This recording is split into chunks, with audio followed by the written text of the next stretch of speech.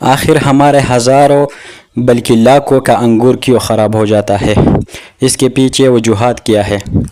دوستو ویڈیو میں آپ کو یہ انگور نظر آ رہا ہے، یہ ہمارے انگور ہے، ہمارے اپنے ہیں، جو کہ ہر سال تقریباً 50، 60، 70 ہزار کی آمدن کر دیتا ہے، لیکن یہ خراب ہو جاتا ہے، یہ بیچنے کے قابل نہیں ہے۔ ویسے بھی ہم اس کو بیچتے نہیں، لیکن پھر بھی اگر بیچ دی جائے تو یہ خراب ہو جاتا ہے، یہ بیچنے کے قابل ہی نہیں ہے۔ اس کے پیچھے وجہ یہ ہے کہ ہمارے علاقے میں اس کے پراپر طریقہ کار نہیں ہے، اس کے لیے پراپر جگہ ہم نہیں بناتے ہیں، بلکہ لوگ اس کو لگا دیتے ہیں اور پھر یہ خود بخود درختوں پر چڑھ جاتا ہے، درختوں پر بچھائی جاتی ہے خود۔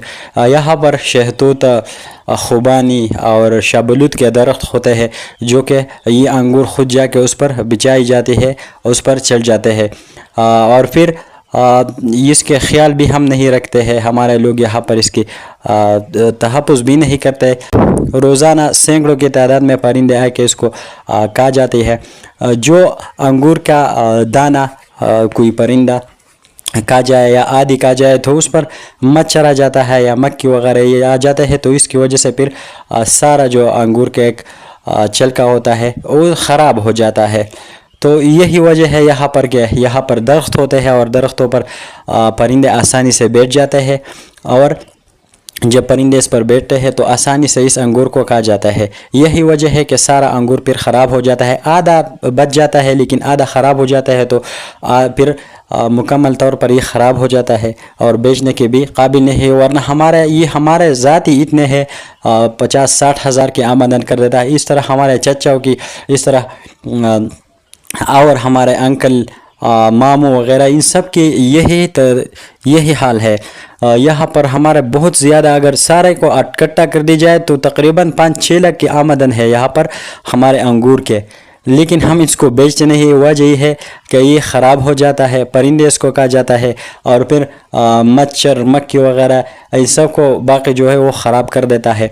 آدھا جب بچ جاتا ہے تو ہم اس کو پھر توڑ لیتے ہیں اور اس کو بانٹ دیتے ہیں رشتہ داروں پر، ہم اس کو بانٹ دیتے ہیں، اس کو بیچتے بھی نہیں ہے جو آدھا بچ جاتا ہے۔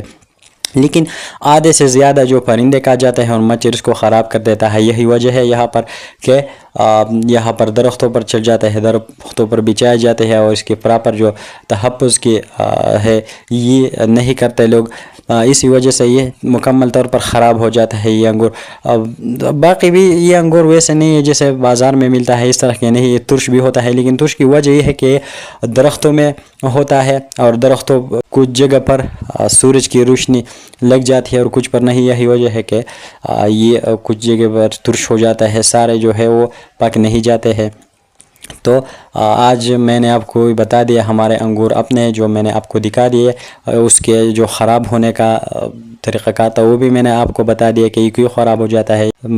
پرندے آ کے اس کو کھا جاتا ہے آدھے، اور پھر مچھر اس میں کیڑے مکوڑے ہو جاتے ہیں تو خراب ہو جاتا ہے باقاعدہ طور پر۔ آدھے جو بچ جاتے ہیں وہ ہم اپنے لیے کھا جاتے ہیں، اور پھر رشتہ داروں پر بانٹ دیتے ہیں، جو منوں کے حساب سے یہ آمدن کر دیتا ہے۔ اور اس طرح ہمارے سارے علاقے میں یہی ہوتا ہے۔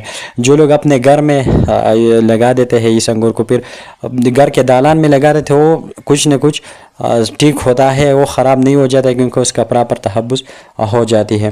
تو یہ تھی ہمارے آج کی ویڈیو، جو میں نے آپ کے ساتھ شیئر کی، اپنے انگور کی ویڈیو، اس لیے کہ آپ بھی دیکھ سکیں ہمارے علاقے کے انگور اور اس کی خراب ہونے کی وجوہات، یہ سب اس طرح پودوں کے بارے میں ویڈیو ہم روزانہ شیئر کرتے ہیں۔ پودوں کے بارے میں معلومات اگر آپ چاہتے ہیں کمنٹ میں ضرور لکھیے کہ کون سی پودوں کے بارے میں ہم آپ کو معلومات یا جانکاری دے سکیں۔ شکریہ۔